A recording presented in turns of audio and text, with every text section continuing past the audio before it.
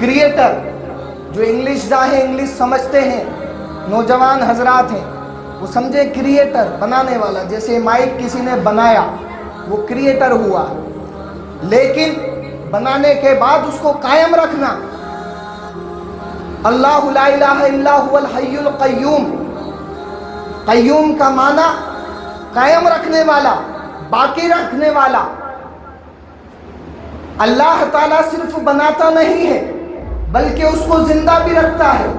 زندگی اس طرح سے کہ انسان جب صبح کو اٹھتا ہے تو رات کیسے گزری اسے ہوش نہیں رہتا، جب نیند آ جائے معلوم نہیں رہتا، دل کی دھڑکن 72 مرتبہ کھٹکنی چاہیے تو وہ دل 72 مرتبہ ہی دھڑکتا ہے، 140 مرتبہ ہو گیا تو ڈاکٹر کے پاس جانا پڑ جائے، اور زیادہ ہی بڑھ جائے تو آئی سی یو میں بھرتی کرنا پڑ جائے۔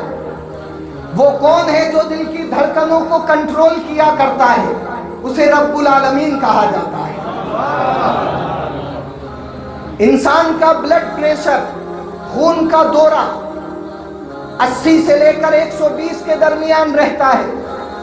اگر 80 کی جگہ 110 ہو جائے اور 120 کی جگہ 180 ہو جائے تو ڈاکٹر کی ضرورت پڑ جاتی ہے، اور اگر زیادہ ہی بڑھ جائے 200 کے اوپر چلا جائے تو ڈاکٹر نہیں، آئی سی یو کی ضرورت پڑ جاتی ہے۔ انسان روز رات کو سو جایا کرتا ہے۔ وہ کون سی ایسی ذات ہے جو دل کے اندر، جسم کے اندر دوڑنے والے اس خون کی رفتار کو چلایا کرتی ہے اور قابو میں رکھا کرتی ہے؟ تو اسے رب العالمین کہا جاتا ہے۔ انسان کے اندر آنے والی شوگر، جسے شکر کہا جاتا ہے، وہ انسان کے جسم میں ایک لیمٹ ہے، یعنی 90 سے لے کر 140 کے درمیان رہے تو شوگر لیول کنٹرول ہے۔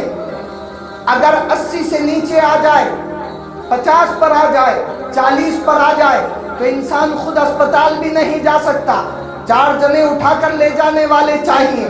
اور اگر 140 سے بڑھ جائے، 200 سے 400 پہنچ جائے اور 400 سے 500 پہنچ جائے تو پھر آئی سی یو کی ضرورت پڑ جاتی ہے۔ اب گھر والوں کی ضرورت نہیں، اب ڈاکٹر کی ضرورت ہے۔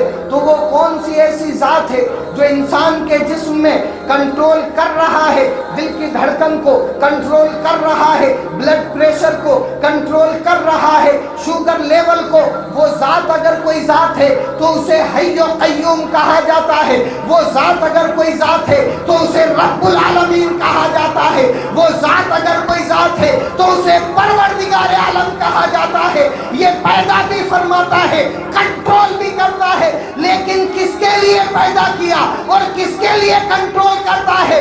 وہ اگر کوئی ذات ہے تو مدینے کے تاجدار کی ذات ہے کہ اسی کے لیے پیدا کیا، اسی کے لیے کنٹرول کرتا ہے کہ جب زبان تر و تازہ ہو تو نبی کی نعت پڑھ لیا کرو، جب ذہن سلامت ہو تو نبی کا تصور کر لیا کرو، جب دل زندہ ہو تو نبی پر درود بھیج دیا کرو۔ سبحان اللہ، سبحان اللہ، بہت لوگ ذرا بلند آواز میں کہیے سبحان اللہ۔ بات سمجھ آ رہی ہے؟ وہ ہمارے نبی کی شان ہے۔ وما ارسلناک الا رحمۃ للعالمین، اے محبوب ہم نے آپ کو تمام عالم کے لیے رحمت بنا کر بھیجا۔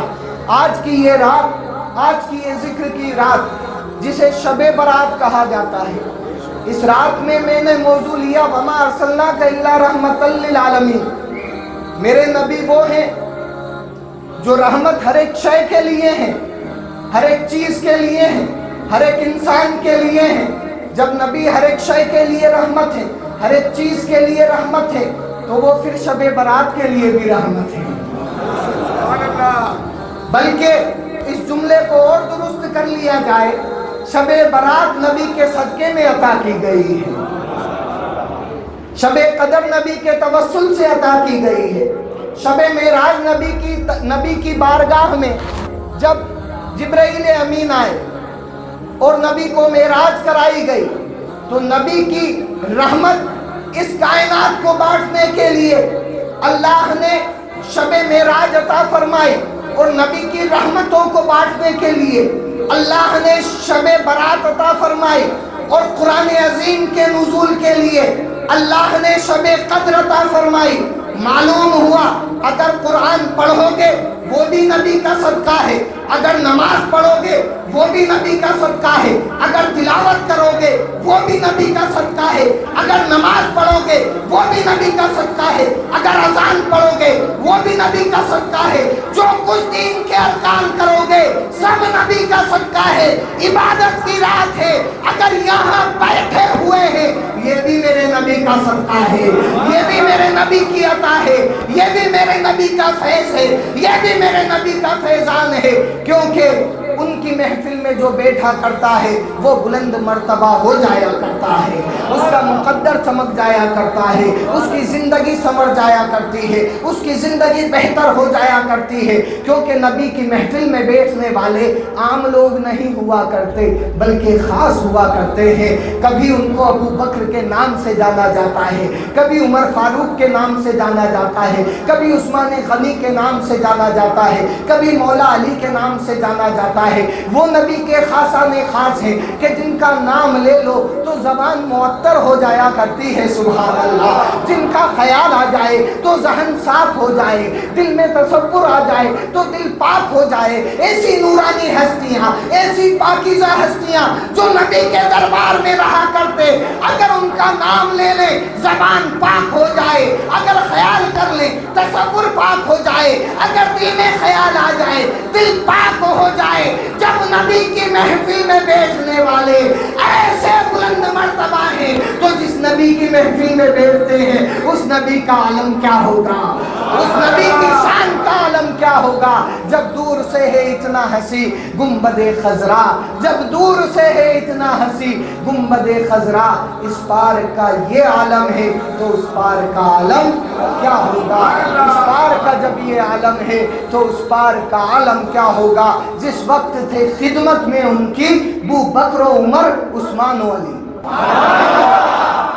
جس وقت تھے خدمت میں ان کی ابو بکر و عمر عثمان و علی، اس وقت رسول اکرم کے دربار کا عالم کیا ہوگا، اس وقت رسول اکرم کے دربار کا عالم کیا ہوگا۔